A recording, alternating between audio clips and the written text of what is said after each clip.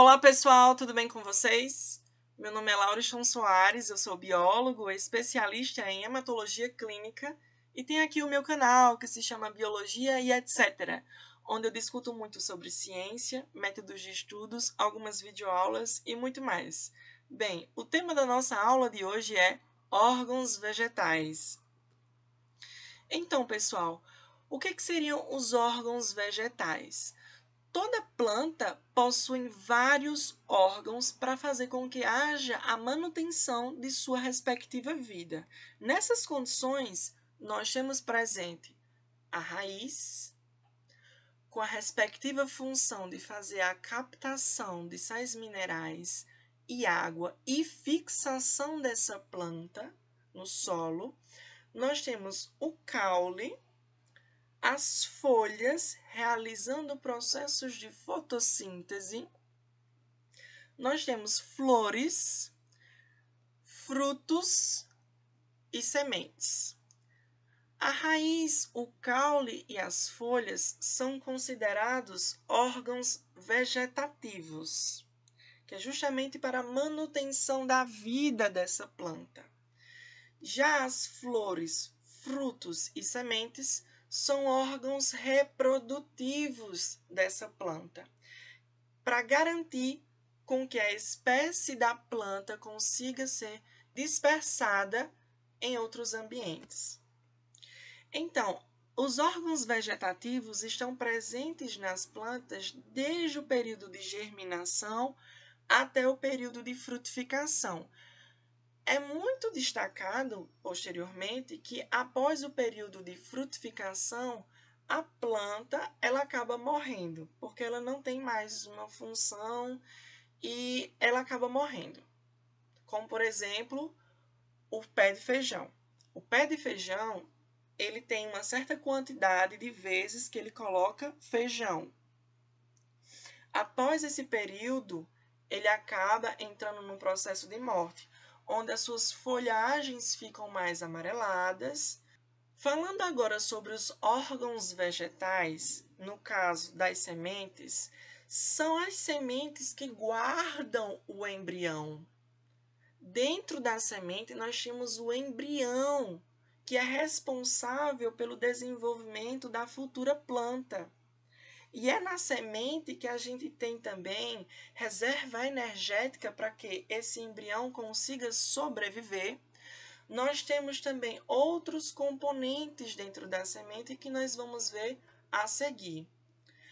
Então, gente, de maneira geral, as sementes elas constituem uma unidade reprodutiva tanto de gimnosperma e angiosperma, que são grupos de plantas que produzem sementes, cuja a função dessas sementes é garantir a dispersão e sobrevivência da espécie da planta. Então, de onde que se originam as sementes? As sementes são originadas através do próprio desenvolvimento do fruto. Nessa imagem, nós conseguimos analisar as estruturas anatômicas da flor.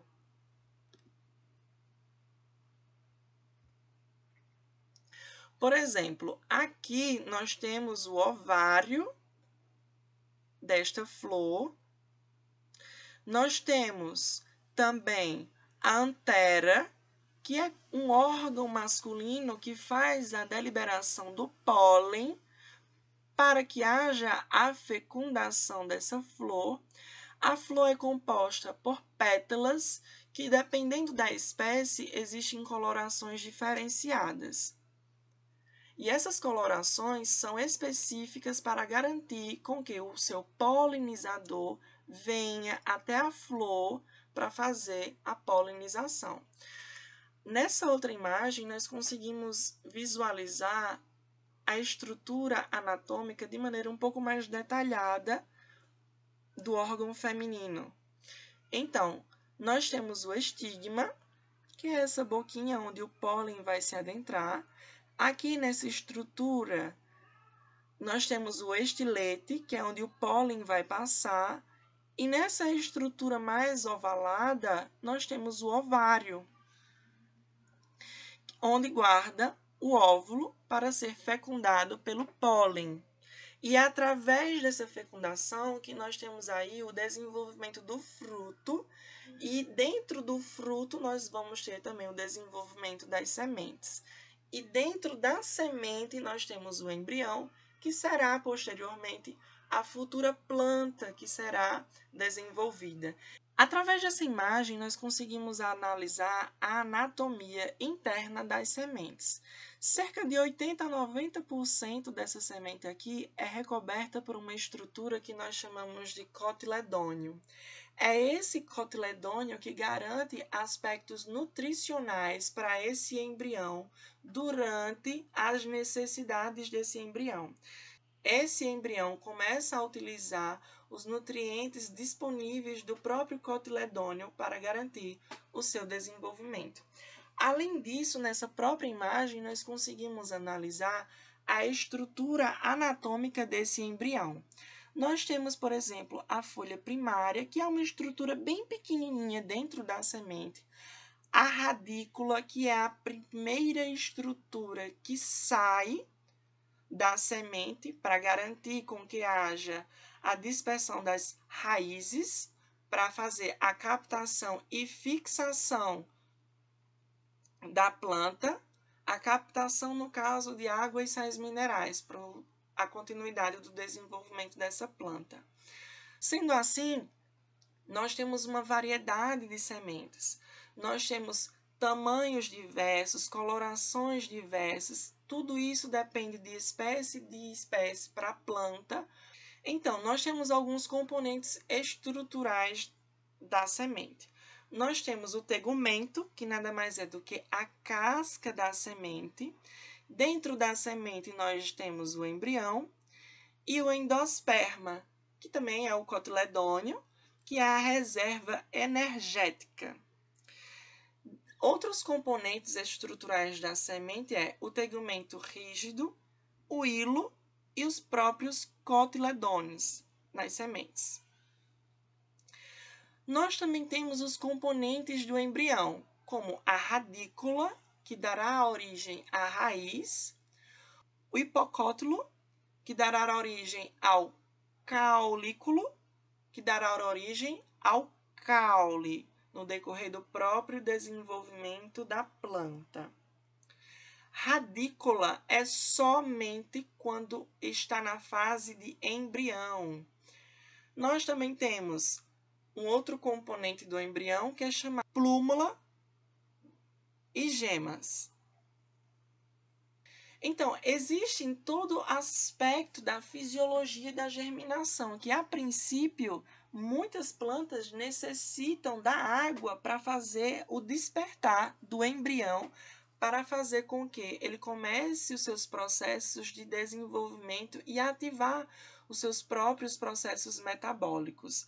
Então, a fisiologia da germinação nada mais é do que uma sequência de eventos fisiológicos que são completamente influenciados por fatores externos e internos, tanto pelas condições em que aquele embrião ele se encontra, como por fatores externos, como por exemplo, a água. A água acaba que se tornando uma ferramenta completamente essencial para o desenvolvimento desse embrião. Nessas condições, gente, germinar é simplesmente o embrião sair do seu estado de repouso e iniciar seus processos de atividade metabólica para que ele consiga se desenvolver. Então, nós temos alguns tipos de sementes. Nós temos os tipos de sementes quiescentes, que em condições ambientais favoráveis elas conseguem germinar. E nós também temos os tipos de sementes dormentes, que elas precisam de estímulos específicos para conseguir germinar, como, por exemplo, a água, ou não o excesso de água, para conseguir germinar de uma maneira adequada. Nós também temos os tipos de germinação. Os tipos de germinação que são considerados epígia e hipógia. Epígia é quando o cotiledônio sai da semente e se eleva acima do solo. Nessa imagem, nós conseguimos elucidar exatamente com essa condição épigea. O cotiledônio subiu junto com o desenvolvimento da planta. Isso, por exemplo, é um exemplo de um pé de feijão, onde o cotiledônio sobe junto com a planta. Já em condições onde o cotiledônio, que é essa estrutura da semente, não sobe, permanece no solo, a gente chama de hipógea. Então, pessoal, qual é a função principal das sementes? Claro que é garantir a dispersão da espécie das plantas em todos os outros continentes, tá? É a semente que garante com que haja a dispersão da espécie no meio ambiente. Existem vários tipos de dispersão, onde o conceito de dispersão é justamente o processo pelo qual as sementes conseguem ser distribuídas e transportadas em menor distância ou maior distância da planta mãe. Nessas condições, nós temos alguns tipos de dispersão. Nós temos a antropocoria, que é quando é feita pelo homem acidentalmente ou espontaneamente. Por exemplo, as sementes, algumas delas possuem espinhos, e esses espinhos ficam fixos na roupa de nós seres humanos. Nessas condições, nós nem sentimos e vamos andando, indo para um outro ambiente, indo para casa, e essas sementes com espinhos que estão presas ou no nosso tênis ou na nossa calça, vai acompanhando o nosso ritmo, ela vai caminhando junto conosco. Isso é um tipo de dispersão denominado de antropocoria. Nós também temos a zoocoria, que é quando utilizamos animais para fazer a dispersão das sementes, onde cachorro, gato, papagaio, morcego acaba realizando a dispersão das sementes de maneira espontânea. As sementes acabam que ficando agregadas na pelagem desses animais. E esses animais, posteriormente, eles irão invadir outros locais e, juntamente, por essa semente estar na pelagem desse indivíduo, acaba se soltando por algum motivo e essa semente acaba sendo perpetuada, sendo dispersada em outro ambiente. Nós também temos o tipo de dispersão que é chamado de anemocoria, que é quando as sementes elas possuem a capacidade de sobrevoar através de pequenas asinhas ou com auxílio do próprio vento. Por ela ser extremamente leve, o vento consegue fazer com que essas sementes consigam ser dispersas de uma maneira extremamente fácil. A hidrocoria também é um tipo de dispersão com o auxílio da água. Sementes e frutos podem ser distribuídos com o auxílio da água. A água acaba aqui sendo uma ferramenta crucial para a realização da dispersão das sementes. Nós também temos a dispersão por autocoria, que é quando é feito pelo próprio vegetal. Os frutos desse vegetal se abrem com uma grande pressão e acabam lançando as sementes em alguma distância. E assim ela garante com que exista aí a dispersão dessas sementes. Nós também temos a barocoria, que é quando é feito a utilização da ferramenta da gravidade como a dispersão dessas sementes. E nessas condições existem todos esses tipos de dispersão de sementes. Bem, pessoal, eu espero que vocês tenham gostado da videoaula de hoje. Deixem o seu like, compartilhem com seus amigos.